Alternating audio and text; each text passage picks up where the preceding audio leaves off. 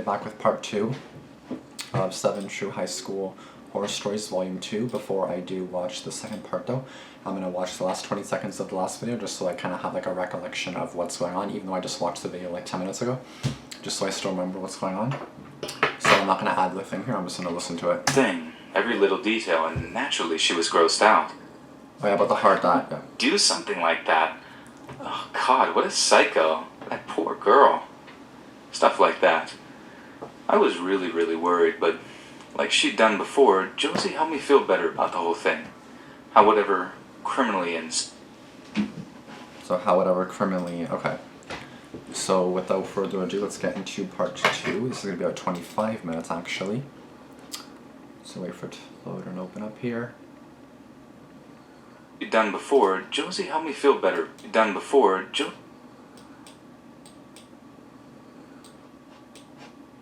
Sorry, 1 second, it's not letting me. Done before, Josie. It's going automatically to 6 seconds. It doesn't let me go to 0. That's so weird.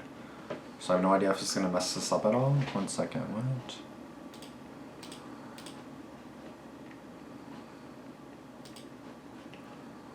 Let me just listen to this last part 1 second, I'm sorry.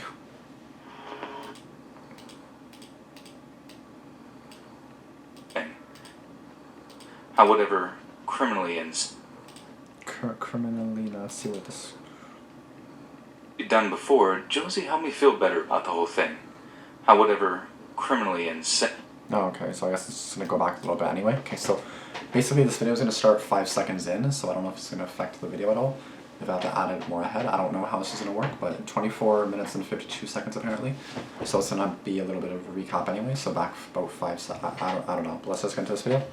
And again, we're resuming where Sophie received the heart, like a pig heart or something, and I feel like it was Josie just saying. Done before, Josie helped me feel better about the whole thing. And now, How whatever criminally insane monster that had left butchered meat on a girl's windowsill was obviously too cowardly to actually confront her or do anything too violent. And like I said, Josie had this way of making me feel so much better about stuff. It's just a shame it didn't last long, and I never expected things to turn out the way that they did. Because a few nights later, I got a call from Sophie again. I happened to have the cordless in my room, something my mom and dad used to get super angry about because it drained the battery, blah blah, but I was a dumb teenager. As soon as I picked up, expecting the call to be for one of my parents, I heard panicked breathing on the other end. Jake, it's Sophie. There's someone outside the house. It's Sophie. Who? I don't know, but they're just staring up at my window. They wave too in this creepy way, and I'm so freaking scared right now. She sounded on the verge of tears. I'd never heard her so frightened before. I'd never heard anyone so frightened before. What? Are your parents home? No. They're just out of town for the week. I'm just so scared right now. Please come over. Of course they are. Did you call the cops? No, I mean, I will. I'm panicking right now. Do it. Call the cops. Then call me back. Let me know what the sitch is. A few minutes go by and the call comes back. She did call the cops, but they told her since no crime was being committed, they couldn't really do anything. They promised that they'd send a patrol car by, which they did, but the person stalking Sophie had just hidden when they saw the cruiser and then simply returned when they were gone.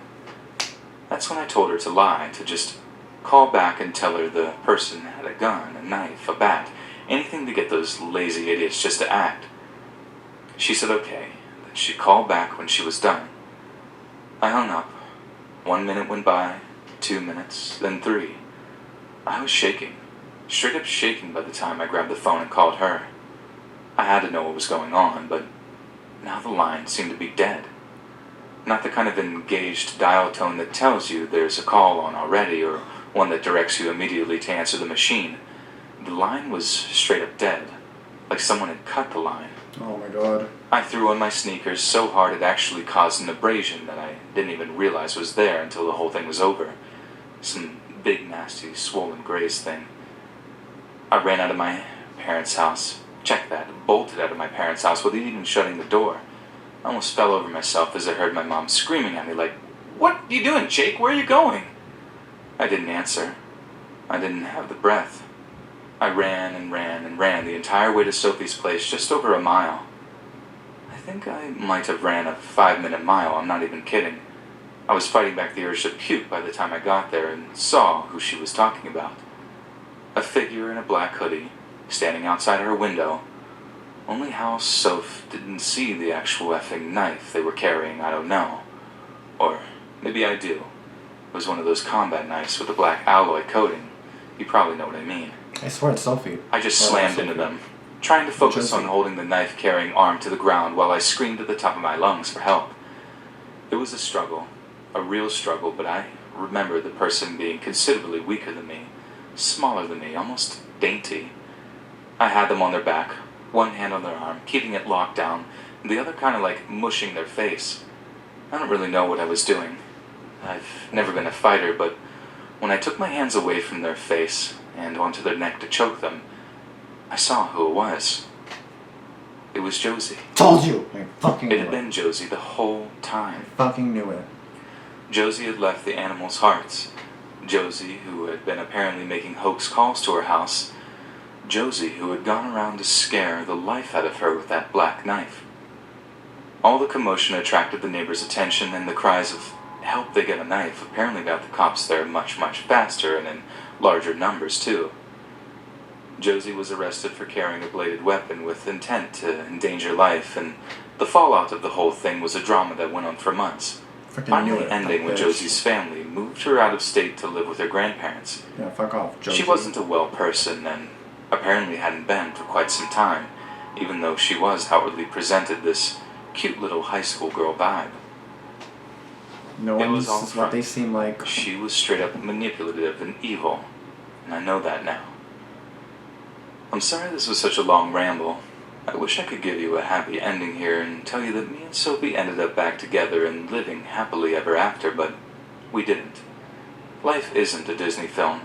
Half the reason I hate those things, the other half is living up in Washington somewhere, but where exactly I couldn't care less.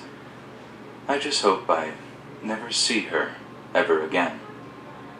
I assume he means Josie, not Sophie. Yeah, I freaking knew it was Sophie, or Josie. I connected the dots and I was like, that bitch, I know Hi it's her. everyone, my name is Khalid and I'm from the UK. I lived here all my life, but my parents are from Pakistan, so as you can imagine, I grew up Muslim. I started secondary school, what we call high school here, only it goes for like 5 years and not 4, in 1999. And despite being one of the only Desi kids in the entire catchment area, I never had a problem fitting in. The thing was, I was always massively into football, and if I do say myself, I was pretty good at it. One PE teacher said I was a natural left-winger, and if you were good at footy and could set up and score goals, no one cared about what color you were or who you prayed to. And life was good. I had loads of mates and I cracked on with schoolwork. But that all changed one Tuesday afternoon in 2001 when I got home from school to find my mom and dad sat on the living room couch, staring at something on the TV with their jaws pretty much on the floor. The pictures showed some big tall building somewhere, smoke pouring out of one side. I thought it was fire, and well, it technically was, wasn't it? But I only really realized what was going on when I saw the second plane slam into the other tower. I actually gasped. My dad rose up from the couch, and with a look in his eyes that I hadn't seen before or since, he shouted at me to go upstairs and get on with my homework. But I didn't. I turned on the little box TV that they brought me to play on my PS2 and tried to soak up as much info as I could. The next day in school was one of the worst days of my life. I don't know if any of you can relate, but I can't even really describe what it was like to have people I'd known for years, people I have called friends, looking at me like they didn't want to be within 6 feet of me. I even caught a bloody teacher giving me a funny look at one point. A teacher. People asked me why those idiots had done what they'd done, and I didn't have an answer for them. I barely knew my own religion at that point, and it was just kind of something I just did, not something I really thought about. I've had friends since that agreed, like, they went to church on Sunday because their parents told them to, because it was like tradition, not because I was like, oh yeah, I'm Muslim and I want to be here. It was super boring, listening to some old, bearded fella droning on in a language I didn't really understand. My mom and dad did speak a bit of Urdu around the house, but they brought me up to be English as the next kid. Point being, and I know I might sound silly, but people thought that, like, we were all in on it or something, like it was a big conspiracy that all Muslims were, like, celebrating or whatever, which was absolutely bollocks. But try That's telling some of stupid. them that. So this all went on for about a week or so, and the bullying got progressively worse. It wasn't everyone. I want to make that perfectly clear. My core group of mates never deserted me, but like I said, things got worse and worse as the weeks went on. I think the worst thing is that, from things that I've learned since, that a lot of kids felt empowered to give me a hard time based on what their parents were saying at home. They didn't think it was wrong, like collectively punishing Muslims for something a bunch of backward, cave-dwelling wankers thought God was telling them to do. Yeah, there's some weird stuff in that book, but there's weird stuff in every religious book. You just focus on the good stuff about loving people and being a good person, and not how you can be ripped apart by a bear if you make fun of bald people, which is in the Bible. Go look it up. Come out, ye bald head. Just Google that phrase. But anyway, I'm sorry to ramble, but one day I finished school a little bit later than usual. We all finished at the same time. I had to return some library books I'd rented from the school library that had helped me write an English essay. School is pretty quiet. The halls are emptying out. But when I walk down the steps towards the front gates, I see like a big crowd of kids standing just outside, all congregating near the big iron gates. Mobs of people aren't unusual to see around schools at home time, I know, so I don't really think anything of it while I'm filing out and walking past them. There were kids in uniform, our uniform, but also kids with uniforms from other schools in the area, as well as kids in their own clothes. I walk past them, but as soon as I do, I just feel everyone's eyes on me. It was one of the eeriest feelings I'd ever felt in my life. No one likes being the subject of such attention like that. Well, maybe some do, but not me. I sort of look back and see all those moody faces just bearing down on me, and in that instant, my heart rate went through the roof. They were really obviously not out to be friendly at all. Quite the opposite, in fact. My adrenaline was pumping as I started to hear them like whisper among themselves. There he is. That's him. That's the Muslim right there. Hit him. Go on. Do it. I didn't even wait to try and talk my way out of it. I just ran. Not ran. Legged it. Sprinted. Absolutely bloody well bolted across the road, almost getting hit by a car in the process. The car beeps dead loud. The driver shouts something, and I think the noise then sends the mob into an absolute frenzy.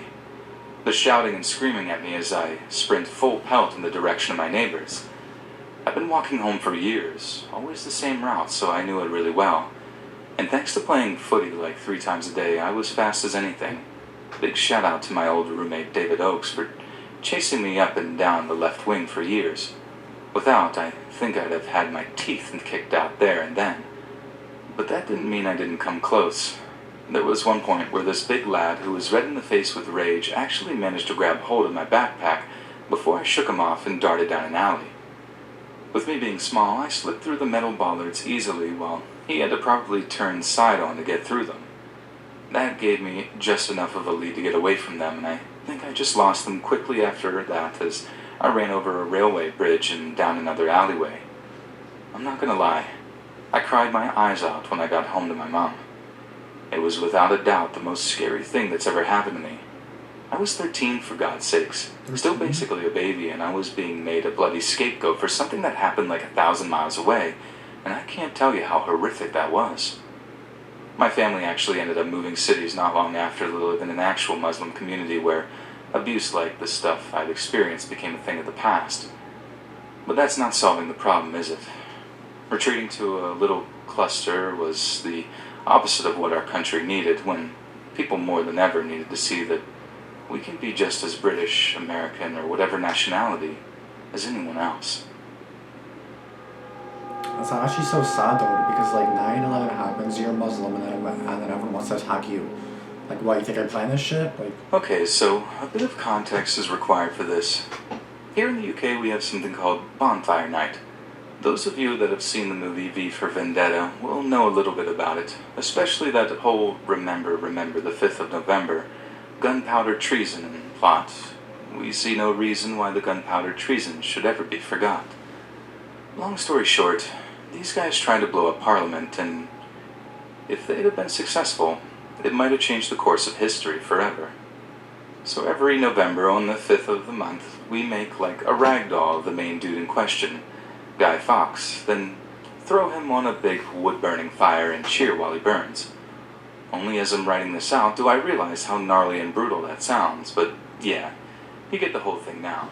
I feel like he extends his stories way too long. So back when I was in secondary school, we used to finish at 2:30 in the afternoon. I can practically hear the gasp already, since most schools don't kick out until like 3:30 to 4 o'clock, with some posher schools even going until 5 p.m. Fuck that. But there was a good reason why this was the case for us. I lived in a pretty rough area of Liverpool where there were two rival schools within spitting distance of each other.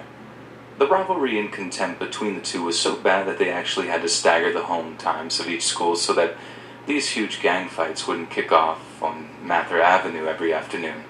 Yeah, it was that bad. Wow. So one day, a few days after bonfire night, we finished school and head up to Allerton Golf Course to smoke ciggies and share a can of lager one of us had pinched from their parents. So we missed the initial rush of kids heading back home, and we're the only ones walking back home when this car full of older lads pulls up and starts shouting stuff at us. We're all a bit mad from the few swigs of ale that we had, so we get all bolshy back and start giving as good as we get. Big mistake. They tear off in their car, disappearing round a corner and out of sight. They'll be back. We think we're safe. Not only that, we actually got it into our stupid bloody heads that we'd scared them away or something. Yeah, okay. So wrong. Because as we're further down the road, we hear this horrible revving engine sound. Look back, and it's the same car full of lads who commenced to get out and started throwing lit fireworks at us. It was properly chaotic. We're running for cover while these rockets and spirals are flying at us and spraying sparks all over the show. The fudge? What happened next was legit like something out of a film. I watched one of these rockets take off from the pavement and fly through the air like a laser-guided missile before hitting my mate, Paul, square in his forehead, so hard it just knocks him to the ground.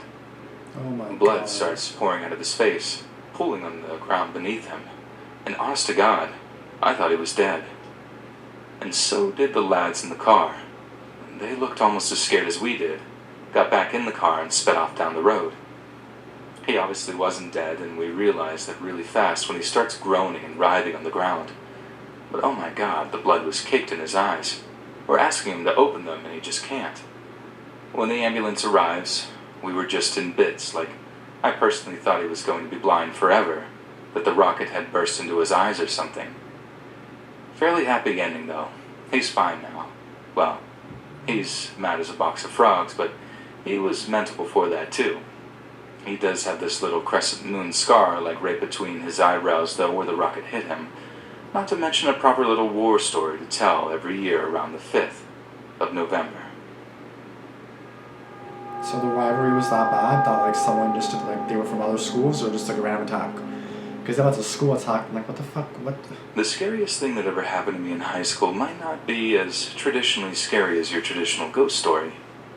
There were no ghost hauntings in the library, no psycho teacher with skeletons in their closet, no ancient evil living in the maintenance tunnels beneath the earth. The thing that scared the life out of like 1,000 kids was very, very human and, in retrospect, so very, very easy to accomplish. I went to a really old school here in Australia, like this old private school that looked more like Hogwarts than the cookie-cutter modern high schools you see in America. It was archaic, to say the least. We had houses, just like the ones in Harry Potter, with your own special colored ties, housemasters, prefects, the works. We also had these big old chemistry labs that were honestly like the kind of stuffy wooden relics where Roger Waters would have been inspired to write The Wall. They had everything, and honestly, they were really, really fun to have lessons in once we were old enough to be trusted to handle very volatile chemicals. Dropping magnesium into water was one of the most fun times I've ever had. So as you can imagine, I grew up really looking forward to chemistry lessons. So one day, we're all congregating outside of the chemistry labs. We're inside, as it was one of those rare Aussie rainy days that has people absolutely freaking out, like it's acid falling from the sky and not just water. I just stood there yapping away with a few mates of mine when one of them crinkled their nose, sniffing the air like, "Guys, can you smell that?" Cue the fart jokes. My mates are being completely juvenile, laughing and wafting their hands near their noses. I mean, you have to forgive us. We were all literally 13 at the time. If there's ever a time to have a childish sense of humor, it's then. But our mate who brought up the smell is still like sniffling the air, looking around, insisting he can smell something weird that's definitely not a fart. After like a minute or so, our chemistry teacher enters the building with a sour gob on him because he's been rained on. He's all like, excuse me, boys and girls," wading through the sea of kids until he gets roughly where our little group was stood. Then he starts making a similar face to the one my mate was making, sniffing the air and all that before he suddenly has this look of horror on his face. He opens the door to the chem lab we were supposed to be using that day, and by God, I will never forget how pale he went after he shut the door again, super slowly. "Boys and girls, start filing outside, please. Make your way towards the dining hall, single file, please." He was trying to stay as calm as possible, but you could hear the terror in his voice. "But sir, it's raining outside," a girl in our class spoke up. And the look our teacher then shot this girl, like he was going to bloody hip toss her through a window. She didn't say anything after that, and we all just walked through the rain towards the dining hall. For those that haven't worked it out yet, I'll break it down.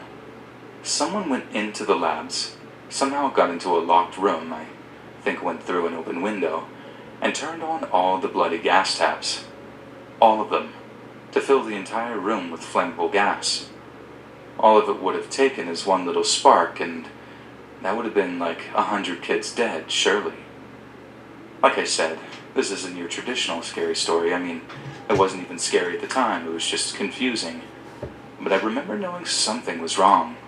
I didn't know exactly what, but looking back, it absolutely terrifies me to think how close we all were to a horrible, explosive, fiery death. It's honestly terrifying just to even like imagine or think. Like I could have died a few minutes ago. It's like, oh. I'm totally about to give my identity away 100% if anyone here knows me, but whatever.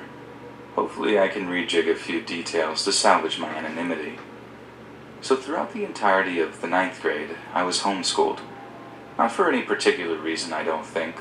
Like, it's not as if my parents were super religious or anything, although my mom did attend church occasionally. Myself and my siblings were schooled at home, partly because Mom had a master's degree in education, so she was more than proficient in making sure we had the proper syllabus, etc. We also moved around a lot when I was a teen, so I guess that probably had something to do with it too.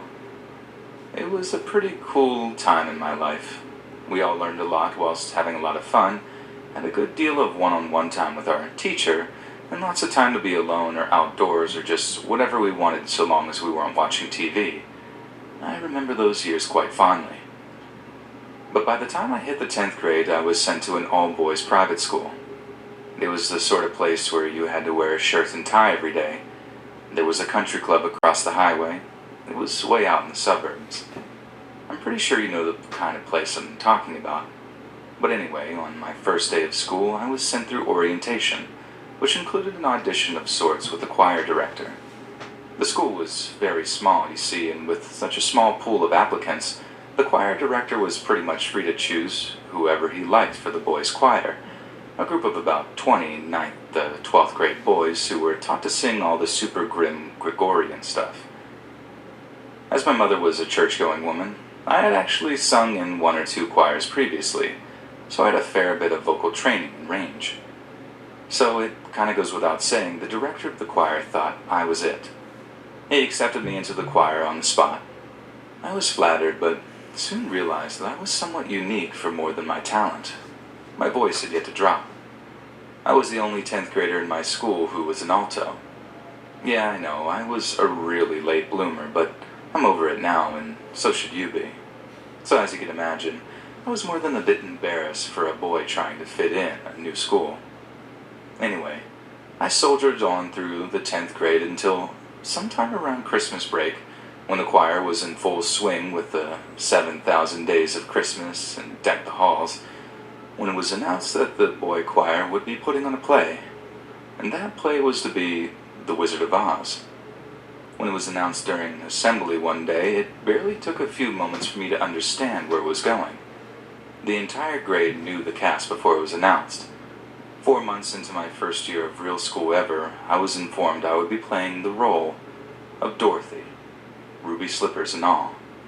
And despite me refusing at first, play Dorothy I did. Ruby slippers, pigtails, necessary alternative lifestyle implications, and third grader dressed as Toto and all. In front of the entire school.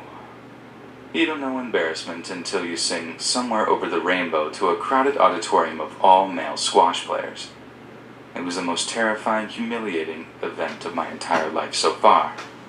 I puked beforehand out of pure nervousness, and I puked afterwards out of pure shame. Not long after, I dropped out and continued to be homeschooled until I was able to take the pre-college SATs. I just couldn't carry on at that school. Hey friends, thanks for I don't listening. blame you for that. Like, no, Be sure to okay, subscribe. I'm selling this thing. Like, that's embarrassing. Like, I would never do that. Oh my god. Like, no, that's not happening. I don't know why you even agree. I don't know if you're forced into agreeing to that, but I like, no. No, thank you, sir. No, thank you. That is not happening. But yeah, so if I seem kind of dead in this video, I was just kind of like, eh, because like, I feel like because I'm generally tired, yes, like this definitely is helping them, like getting us some light. But I also feel like these videos are like so much like more like longer than they have to be. Like this probably was like 49 minutes in total. Probably could have been like 25 to 30 without some annoying, or 35 without some irrelevant information, you know? I feel like it was just like added on like way too much stuff that's totally irrelevant to the story. And that did not make it any better. So I mean, I'm just going to say that. But that's going to be it for this video. Thank you guys for watching. And be sure to subscribe if you have not done so yet. Be sure to recommend any more videos you may have that you want me to react to. Try to keep them under 20 to 30 minutes. Okay? Okay, thank you. That's going to be it for this video though. Thank you guys for watching and peace out.